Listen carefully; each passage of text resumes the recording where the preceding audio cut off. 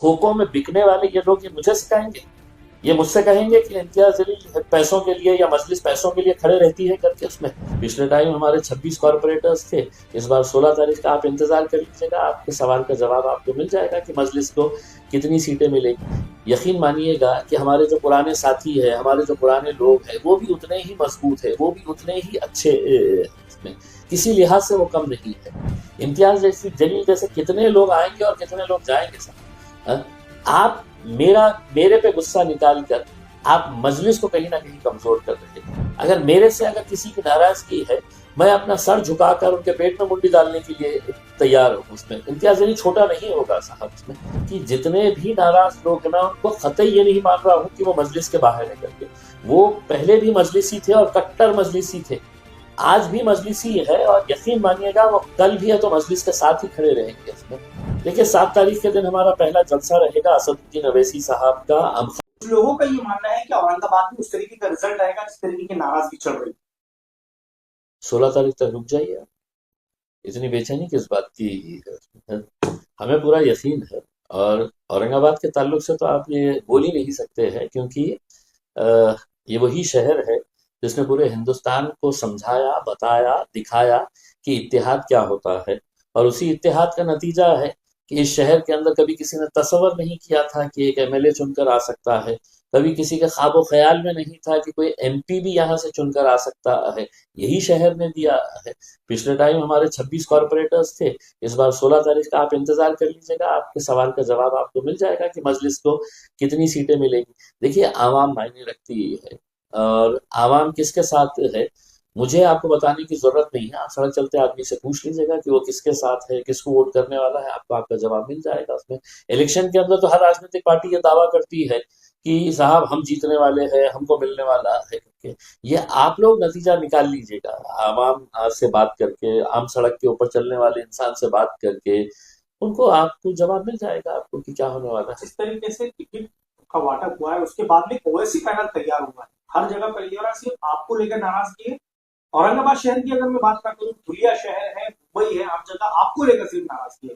औरंगाबाद में भी है कि ओवैसी पैनल तैयार हुआ है, उस मामले में क्या आप देखिए अगर नाराजगी है, और अगर उसके बावजूद भी मेरे ख्याल बैरिस्टर असदुद्दीन अवैसी साहब का यकीन मुझ पर है, अ, तो वो यकीन मेरे लिए बहुत मायने रखता है, वो भरोसा मेरे लिए बहुत मायने रखता है। देखिए हम जितने भी फैसले लिए हैं, हमारा मकसद सिर्फ यही है कि मजलिस को मजबूत करना।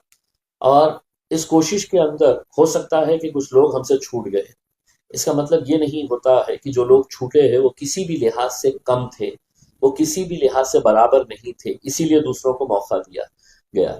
यकीन मानिएगा कि हमारे जो पुराने साथी है, हमारे जो पुराने लोग हैं, वो भी उतने ही मजबूत है, वो भी उतने ही अच्छे उसमें किसी लिहाज से वो कम नहीं है। लेकिन आज जब अगर पार्टी ये फैसला कर रही है कुछ नए चेहरों को मौका देना चाहिए, कुछ नए लोगों को जोड़ना चाहिए, तो मेरे हिसाब से जितने सीनियर लोग हैं उन्होंने इस फैसले के ऊपर अगर लब्बैक कहा होता तो यकीनन पार्टी बहुत मजबूत हुई होती। उनकी नाराजगी भी जायज है, और मैं भी उनकी नाराजगी को समझ सकता हूँ। इलेक्शन के अंदर जब एक टिकट के पीछे 50 लोग दावेदार है, और 50 में से 20, 25, 30 ऐसे है कि एक ही सफ में खड़े हुए हैं, आप किसको पसंद करें, किसको निकाले, ये फैसला लेना बहुत मुश्किल है। तो आखिर में ये फैसला किसी एक के ऊपर आकर रुक जाता है, और जब एक के ऊपर आकर रुक जाता है तो बहुत सारे लोग उस फैसले को कबूल कर लेते हैं, और बहुत सारे लोग हैं तो फिर बगावत का सुर ये कर देते हैं। लेकिन वो पुराने लोग भी हमारे हैं, और मैं उनसे आज भी आपके जरिए अदबन गुजारिश करना चाहूंगा उसमें कि इख्तलाफ होंगे, लेकिन आज अगर हमको मजलिस से मोहब्बत है, असदुद्दीन अवैसी साहब से अगर मोहब्बत है, इम्तियाज जलील है, कल नहीं रहेगा उसमें, कोई दूसरी जगह दूसरा इंसान मेरी जगह देगा उसमें। लेकिन हमको मजबूत मजलिस को अगर जिंदा रखने का है, मजलिस को अगर हमको आगे बढ़ाने का है, जब तक हम हाथ में हाथ मिलाकर अगर हम रास्ते के ऊपर नहीं निकलेंगे, तो हमारा मिशन और आपका मिशन भी यही है, आपकी ख्वाहिश भी यही है इसमें। तो यहाँ पे शख्सियतें मायने नहीं रखती है इसमें। आप मजलिस के एक बड़े मिशन को समझिएगा, बड़ी उनकी जो मेहनत है ओवैसी साहब की, उस मेहनत को समझिएगा। उनका एक स्लोगन है, इम्तियाज जलील हटाओ मजलिस बचाओ। देखिए अगर असद साहब ने मुझे अगर अभी हुक्म दिया, मैं कहीं और जाकर पार्टी के लिए प्रचार करूं, मुझे कोई फर्क नहीं पड़ता है इसमें। मैं महाराष्ट्र के अलग अलग मुख्तलिफ इलाकों में जाकर मैं ये करूंगा। अगर कोई ये चाहता है कि इम्तियाज जलील ने औरंगाबाद के अंदर प्रचार नहीं करना चाहिए, और अगर असद साहब इस बात को मानते हैं, मैं जरा सा भी मेरे को फर्क नहीं पड़ेगा उसमें। असद साहब मुझे हुक्म करते हैं कि तुम जाकर है तो कहीं दूसरी जगह के ऊपर बैठ जाओ, मैं वहां पे जाके कोशिश करूंगा उसमें। देखिए, मैं आपको यही कह रहा हूँ कि यहाँ पर शख्सियतें मायने नहीं रखती है। यहाँ पर इस पार्टी के अंदर असदुद्दीन अवैसी साहब और अकबरुद्दीन अवैसी साहब ही है इसमें। इम्तियाज जैसी जलील जैसे कितने लोग आएंगे और कितने लोग जाएंगे साहब। आप मेरे पे गुस्सा निकाल कर आप मजलिस को कहीं ना कहीं कमजोर कर रहे हैं उसमें। वो आपकी आपकी लड़ाई, आपकी नाराजगी जितनी भी है उसको, आप लड़िए मेरे खिलाफ, आप जितनी शिकायतें हैं आप असद साहब के पास जाकर करिएगा। लेकिन ये 15 दिन अगर हमारे हाथ से निकल गए, तो मेरे हिसाब से बाद में उसके बाद हमारे पास से पछतावे के और कुछ नहीं रहने वाला है। कल एक आपके उम्मीदवार ने अपना फॉर्म वापस लिया है, उसको लेकर शहर में बड़ी चर्चा है कि टिकट के पहले लोग खिलाफ थे, जिनको टिकट दिया उन्होंने जो है वापस फॉर्म अपना वापस ले लिया। तो इमाम को किसी तरह की इसका नुकसान उठाना पड़ सकता देखिए, यकीनन बहुत बड़ा मुझे खुद जाती तौर के ऊपर धक्का लगा है कि ये फैसला किस तरीके से और क्यों लिया गया है। क्योंकि हमने फैसल खान साहब को, एक सीनियर मेंबर है, उनको जब टिकट दिया था तो पिछले कई महीनों से उनकी ख्वाहिश थी कि मजलिस ने उनको उम्मीदवारी देनी चाहिए।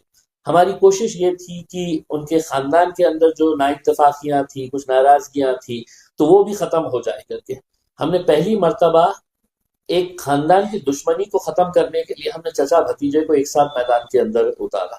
हाँ, भतीजा भी इसरार कर रहा था कि चचा को वोट देना चाहिए करके उसमें। और अचानक जब ये फैसला आता है कि विड्रॉल से 10 मिनट पहले हमको खबर मिलती है कि साहब वो विड्रॉ कर ले रहे हैं करके, अब मैं इसका क्या जवाब दूंगा उसमें। हाँ, अगर उनको वापस करना था तो फिर उन्होंने लिए क्यों? सवाल ये पैदा हो जाता है। इतने महीनों से इसरार किए क्यों, और वजह क्या थी? इसका जवाब मैं नहीं दे सकता हूँ, जवाब उन्हीं को देने का है। आवाम उनसे ही सवाल करने वाली है। अगर कोई दाग लगना है तो उनके ऊपर ही लगना है इसमें। हमने तो हमारी एक एक सीट के लिए 50-50 लोग दावेदार थे। हमने 39 लोगों को हमने दरकिनार करते हुए अगर किसी एक बंदे के ऊपर हमने फैसला लिया, और वो बंदा भी अगर हमारे पास से अगर दूर जा रहा है, तो ठीक है, मतलब जवाब उनसे मांगिएगा। जो लोग विरोध कर रहे हैं उनमें से कुछ लोग आपके कक्ष में है क्या? वो लोग वापस इमाम की तरफ देखिए, मैं आपके जरिए कहना चाहता हूँ, इम्तियाज जलील मजलिस का एक बहुत छोटा सा सिपाही है साहब। मुझे असद साहब ने एक जिम्मेदारी दी है। अगर मेरे से अगर किसी की नाराजगी है, मैं अपना सर झुकाकर उनके पेट में मुंडी डालने के लिए तैयार हूँ उसमें। इम्तियाज जलील छोटा नहीं होगा साहब उसमें, क्योंकि मेरा मकसद जो है वो मजलिस को आगे लेके जाने का है। और मैं जैसा आपको ये बताया उसमें कि जितने भी नाराज लोग हैं, मैं उनको कतई ये नहीं मान रहा हूँ कि वो मजलिस के बाहर है करके। वो पहले भी मजलिसी थे और कट्टर मजलिसी थे, आज भी मजलिसी है, और यकीन मानिएगा वो कल भी है तो मजलिस के साथ ही खड़े रहेंगे उसमें। ठीक है, उनकी नाराजगी मेरे साथ हो सकती है, मेरी भी नाराजगी बहुत सारे लोगों के साथ थी, लेकिन मैंने सबको लेकर चला। मैंने जितने सारे लोगों को लेकर चला हूँ, नाराजगियां होने के बावजूद भी, कुछ बातें मेरे सामने आने के बावजूद भी, कुछ सच्चाइयां मुझे समझ में आने के बावजूद भी, मैंने सबको लेकर चला पार्टी को मजबूत करने के लिए। पार्टी तोड़ना बहुत आसान है साहब, पार्टी को बिखरना बहुत आसान बात है, लेकिन जोड़े रखना ये एक बहुत बड़ी बात है। और पूरा हिंदुस्तान है तो इस शहर को देखता है कि यहाँ पर मजलिस कैसी एक मजबूती के साथ खड़ी रहती है करके उसमें। तो मैं आप लोगों के जरिए उनसे अपील करना चाहूंगा, अब भी वक्त है कि हम आए, मिले। और आप अगर कहेंगे कि भरे चौक के अंदर इम्तियाज जलील तुम्हें आना है और हमारे पेट में मुंडी डालना है, तो इम्तियाज जलील यकीन मानिएगा मजलिस की खातिर छोटा नहीं होगा, मैं वो भी करने के लिए तैयार हूँ। ओवैसी अकबरुद्दीन ओवैसी यहाँ पर आने वाले हैं, इस तरीके का माहौल रहेगा और कितने दिन वो लोग यहाँ पर रहेंगे? देखिए, 7 तारीख के दिन हमारा पहला जलसा रहेगा असदुद्दीन अवैसी साहब का अमखास मैदान के ऊपर, और वहां पर एक बड़ा जलसा होने वाला है। उसके बाद अकबरुद्दीन अवैसी साहब के भी जलसे होने वाले हैं। हमारे बिहार के अख्तरुल ईमान साहब आने वाले हैं, और असदुद्दीन अवैसी साहब काफी वक्त यहाँ पर निकालने वाले हैं। तो माहौल देखिएगा, इंशाल्लाह अच्छा होगा। कल आपके जालना के बयान के ऊपर आज संजय सिरसाट ने कहा है कि एमआईएम सिर्फ पैसे कमाने के लिए मार्केट में बैठी है। उन्होंने इल्जाम लगाते हुए ये कहा कि बाबरी मस्जिद का जो डिसीजन आया था उसके अंदर ओवैसी फैमिली को इंजीनियरिंग कॉलेज, मेडिकल कॉलेज दिया गया। इस बयान को कैसे देखते हैं? संजय सिरसाट गुवाहाटी में क्या पूजा करने के लिए गए थे? वहां की मंदिर, मशहूर मंदिर है वहां पे। तो भगवान के चरणों के अंदर गए थे कि ये बोलने के लिए कि साहब मैं प्रामाणिक तरीके से जिस पार्टी ने मुझे बड़ा किया है उस पार्टी के साथ रहूंगा करके। खो खो में बिकने वाले ये लोग ये मुझे सिखाएंगे, ये मुझसे कहेंगे कि इम्तियाज अली पैसों के लिए या मजलिस पैसों के लिए खड़े रहती है करके उसमें। आज अगर हमारे पास मजलिस के पास पैसे रहते तो शायद वो दिन दूर नहीं है कि हम इनके पास पैसा फेंकते तो ये मजलिस के नारे लगाते हुए हमारे घर के सामने भी खड़े रहते हैं करके। तो संजय सिरसाट ईवो जैसे लोगों से है तो आप मुझे ये तुलना मत करिएगा उसमें। पैसों में बिकने वाले लोग किसी दूसरे के ऊपर उंगली उठाने से पहले समझ ले कि तुम्हारा घर भी शीशे का है। सर 65 से ज्यादा महाराष्ट्र में देखा गया कि 65 से ज्यादा उम्मीदवार बिन विरोध चुन के आ चुके हैं। गुंडागर्दी कहते हैं इसे, भारतीय जनता पार्टी और एकनाथ शिंदे साहब की गुंडागर्दी, उसी का नतीजा है कि यहाँ पर लोकशाही को किस तरीके से खत्म किया जा रहा है, कि उम्मीदवारों को जबरदस्ती उठाया जा रहा है। आरओ को, रिटर्निंग ऑफिसर को कैसा है तो ताकीद की जा रही है कि इनका साथ देना चाहिए, हमारे उम्मीदवारों का साथ देना चाहिए। कल लोकशाही जिंदा रहेगी क्या? आप ये बताइएगा कि इलेक्शन ही नहीं होंगे तो फिर आप इलेक्शन ले क्यों रहे हैं? 65 की क्या बात कर रहे हैं आप? इलेक्शन ही मत लीजिएगा, आपके पास तो सत्ता है, प्रशासन है, पुलिस है, पैसा है, गुंडागर्दी है, सब चीज आपके हाथ में है। तो आपसे 65 से क्यों खुश हो गए हैं? आप इलेक्शन ही नहीं लड़ाना था। सारे उम्मीदवार दूसरे पक्षों के उनको उठा के लेके जाना था, कहीं कमरे में बंद कर देना था, पुलिस को कॉर्डन ऑफ करवा देना था एरिया और डिक्लेयर कर देना था कि हम जीत गए हैं करके।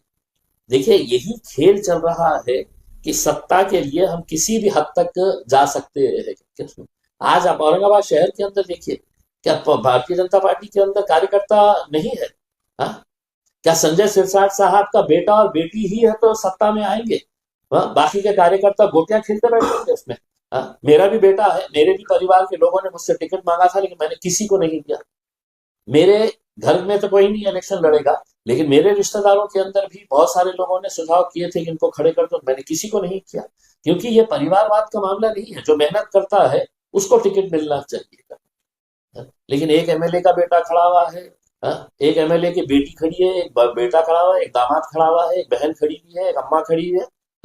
तो बाकी के कार्यकर्ता गोटियां खेलो जाके उसमें और फिर नारे लगाओ उनके घर के सामने बस जाके। तो यही काम रह गया है ना तुम्हारा।